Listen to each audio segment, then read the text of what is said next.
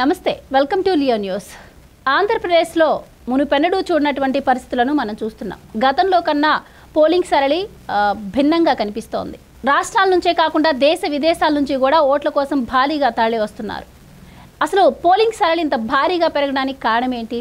అలాగే TDP కార్యకర్తలపై YCP ఇంత దారుణంగా గూండాగిరి చేయడానికి గల కారణం ఏంటి? అంటే వైసీపీ ఓటమిని అంగీకరిస్తుందా?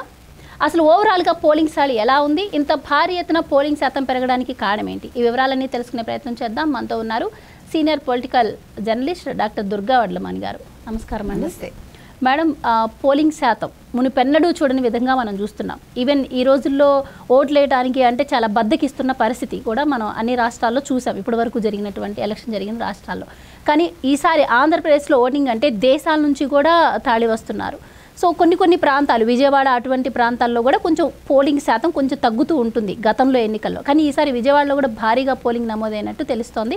ఓవరాల్గా అంటే మధ్యాహ్నం 3 గంటల టైంకే దాదాపు 60% దాకా పోలింగ్ జరిగినట్టయితే వార్తలు వస్తూ ఉన్నాయి. సో ఇంత భారీగా పోలింగ్ శాతం పెరగడానికి కారణం ఏంటి? అండ్ అలాగే కొన్ని చోట్ల కూడా టీడీపీ కార్యకర్తలపై దాడులు జరుగుతూ ఉన్నాయి. అంటే ఓటమి భయంతోనే వైసీపీ ఇలా దాడులు చేస్తోందా అన్న అనుమానం కూడా వస్తుంది. సో ఏం చెప్తారు ఓవరాల్గా? ఇప్పుడు ఈసారి మీరు చెప్పినట్టుగా ఓటింగ్ సరళి మిగతా రాష్ట్రాలతో పోలిస్తే ఆంధ్రప్రదేశ్లో గణనీయంగా పెరిగింది. మీకు గుర్తుంటే లాస్ట్ ఇయర్ ఇక్కడ అసెంబ్లీ ఎన్నికలు కూడా తెలంగాణలో కూడా ఓటింగ్ ఇంత జరగలేదు. దీనికి కారణం ఏంటంటే ఈసారి ఆంధ్రప్రదేశ్ ఎన్నికలు అనేవి ఒక కసి అందరిలో. అంటే ఈ అధికార పక్షం ఏదైతే ఉందో ఈ వైసీపీని ఓడించాలి అన్న ఒక దృఢ సంకల్పంతో మీరు చెప్పినట్టుగా విదేశాల నుంచి వచ్చారు ఓటర్లు, వివిధ రాష్ట్రాల నుంచి ముందుగానే వాళ్ళు 2 రోజులు ముందుగా బయలుదేరి ఆంధ్రప్రదేశ్కి వెళ్ళిపోయి, ఎందుకంటే లాస్ట్ మినిట్లో వెళ్తే ఈ ట్రాఫిక్ జాముల్లో ఇరుక్కుంటాము, ఇలా రకరకాల కారణాలతోటి వాళ్ళు ముందుగా బుక్ చేసుకోవడం, లేకపోతే కార్లలో వెళ్ళడం. అసలు ఈసారి ఒక పెద్ద జాతరమ్మ.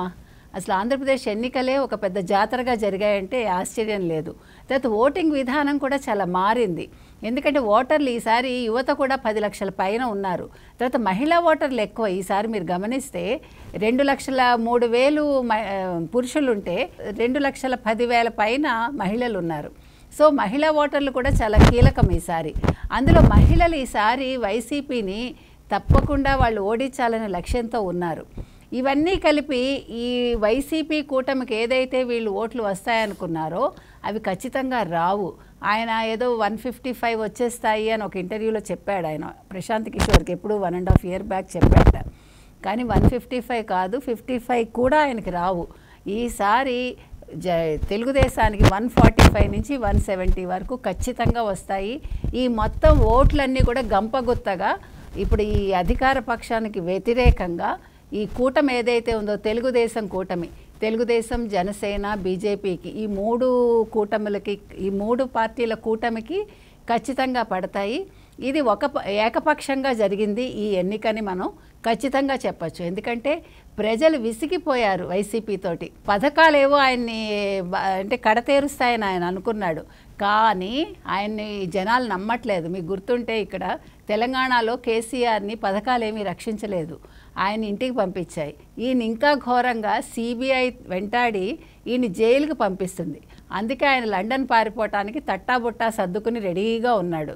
మీరు నమ్ముతారో నమ్మరో అసలు ఫైల్స్ కూడా మాయం చేసి ఉంటారు. ఇప్పుడు కొత్త ప్రభుత్వం మీద ఎన్ని వేల కోట్ల అప్పులు ఉంటాయో మనకి తెలియదు. అంటే ఒక్కొక్క శాఖలో ఆయన పేమెంట్స్ చేయకుండా ఈ పథకాలకు మాత్రం డబ్బులు ఖర్చు పెట్టి నిజంగా ఇవ్వాల్సిన వాళ్ళకి ఇవ్వకుండా తనకు కావాల్సిన ఈ కాంట్రాక్టర్స్ ఎవరైతే ఉన్నారో వాళ్ళకి పేమెంట్స్ చేసుకున్నాడు ఆయన. సో ఒక్కొక్క శాఖలో మీకు తెలిస్తే మొన్నను ఆరోగ్యశ్రీ మేము ఆపేస్తామని అన్నారు 1,500 కోట్లు. అట్లా ఏ శాఖల్లో ఎంతెంత అప్పులు ఉన్నాయో ఇవన్నీ కూడా ఇప్పుడు వచ్చే కొత్త తెలుగుదేశం కూటమికి అవన్నీ కూడా నెత్తి మీద భారం కాబోతున్నాయి.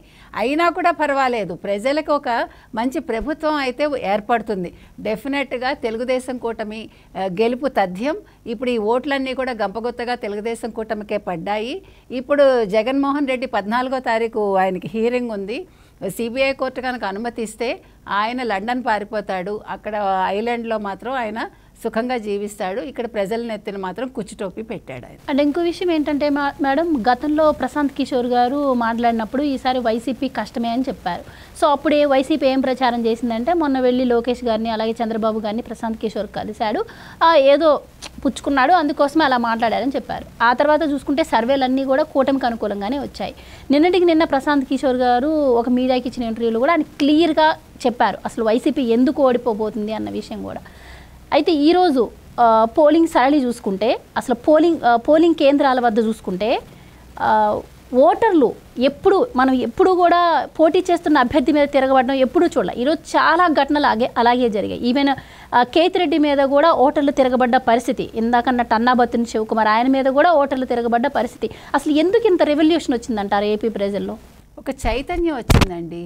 వాళ్ళు 5 ఏళ్ళు చాలా కష్టాలు పడ్డారు. అంటే కనిపించని కష్టాలు, చెప్పుకోలేని కష్టాలు, మాట్లాడటానికి వీల్లేదు, మాట్లాడితే కేసులు, మాట్లాడితే జైళ్ళు వాళ్ళకి.